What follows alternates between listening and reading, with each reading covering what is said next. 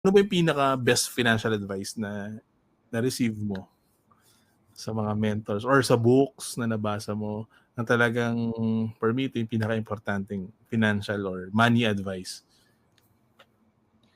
Isa sa na-realize ko talaga, ah, maganda na meron tayong sarili nating I mean, para Yeah, sa'kin, very important na kailangan marami tayong pinagkukuhanan ng hmm, income bukod sa sarili natin. Yun yung isa ko talagang natutunan based sa buhay ko din, eh. So, isang advice ko, make multiple streams of income talaga for yeah, me, yun talaga. Tapos kung kaya niyo na talaga mag-train ng team, 'di ba, yung team, para hindi talaga nakaasa sa'yo lahat. Kasi hmm. ngayon 'di ba, ngayon medyo gano'n na nga yung sistema na ginagawa ko. So nakakapag-venture